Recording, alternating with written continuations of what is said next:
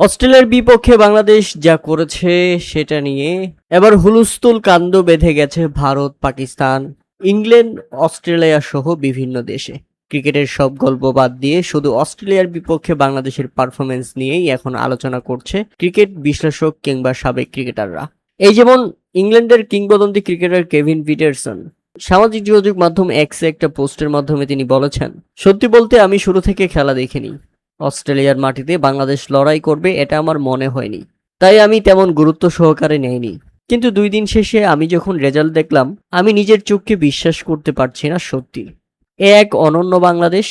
টাইগাররা যা করেছে শেষ 2 দিনে অস্ট্রেলিয়ার সাথে, সেটা ভারত, পাকিস্তান এমনকি ইংল্যান্ড এখন পর্যন্ত অস্ট্রেলিয়ার মাটিতে গিয়ে তা করতে পারেনি।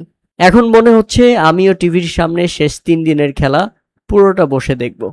এদিকে ভারত থেকে রবিচন্দ্র অশ্বিন তিনিও সামাজিক যোগাযোগ মাধ্যমে এক্সে একটা পোস্ট করেছেন, যেখানে তিনি লিখেছেন, ডারউইনে অস্ট্রেলিয়াকে ব্যাকফুটে রেখেছে বাংলাদেশ, যা কারো স্ক্রিপ্টের সঙ্গেই মিলছে না। প্রস্তুতি ম্যাচে 54 রানে অল আউট, সেখান থেকে প্রথম টেস্টের 2 দিনেই আধিপত্য দেখানো। বাংলাদেশের এই ঘুরে দাঁড়ানো অসাধারণ। এই ফর্মেট দীর্ঘ সময় বেঁচে থাকুক। মানে একবার চিন্তা করেছেন, বাংলাদেশ যখন অস্ট্রেলিয়ার বি টিমদের সাথে প্রস্তুতি ম্যাচে মাত্র 54 রানে অল আউট হয়ে গিয়েছিল, তখন কেউই আন্দাজ করতে পারেনি বাংলাদেশ অস্ট্রেলিয়ার বিপক্ষে এমন ভালো খেলবে। অবশ্য এটা সত্যি কথা, কেউই ভাবেনি বাংলাদেশ অস্ট্রেলিয়ার সাথে এত দুর্দান্ত পারফরমেন্স করবে। এমনকি বাংলাদেশ এখন জয়ের দ্বার প্রান্তে।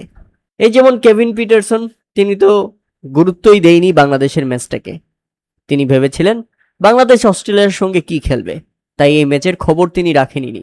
কিন্তু শেষ 2 দিনে বাংলাদেশ যা করেছে, এখন কেভিন পিটারসন নিজে বলছেন শেষ 3 দিনের খেলা তিনি টিভির সামনে বসে দেখবেন। একটাবার চিন্তা করেছেন। এদিকে অস্ট্রেলিয়ার জনপ্রিয় ধারাভাষ্যকার ম্যাথু হেইডেন মনে করেন, এটা এমন একটা ম্যাচ যেখানে সবাই হয়তো ভেবেই এসেছিল যে অস্ট্রেলিয়া বাংলাদেশকে সহজেই গুড়িয়ে দেবে, কিন্তু এই মুহূর্তে অস্ট্রেলিয়া পুরোপুরি পিছিয়ে পড়েছে। টপ অর্ডারের 2 জন ব্যাটসম্যান ইতিমধ্যে চাপে আছে, আর সামনের 2-1 দিনে তাদের কয়েকজনের ক্যারিয়ার সম্ভবত এর চেয়ে বড় আর কোনো মুহূর্ত আসবে না। তাই এখন পুরো অস্ট্রেলিয়া দল নার্ভাস থাকবে। অর্থাৎ ম্যাথু হেইডেন মনে করছেন অস্ট্রেলিয়া চাইলেও আর ঘুরে দাঁড়াতে পারবে না, এখন তাদের হার নিশ্চিত। এমনকি ম্যাথু হেইডেন এটাও মনে করিয়ে দিয়েছেন, প্রথম টেস্ট হেরে যাওয়ার পর দ্বিতীয় টেস্টেও যদি অস্ট্রেলিয়া হেরে যায়, তাদের ঘরের মাঠে অস্ট্রেলিয়া যদি হোয়াইট ওয়াশ হয়, সেটাও আমাকে অবাক করবে না। অস্ট্রেলিয়ার জন্য লজ্জার এক ইতিহাস অপেক্ষা করছে। প্রিয় দর্শক, বাংলাদেশের পারফরমেন্স নিয়ে এখন পুরো বিশ্ব ক্রিকেটে চর্চা হচ্ছে। এই ব্যাপারটাকে আপনারা কিভাবে দেখছেন তা অবশ্যই আমাদের কমেন্ট করে জানাবেন।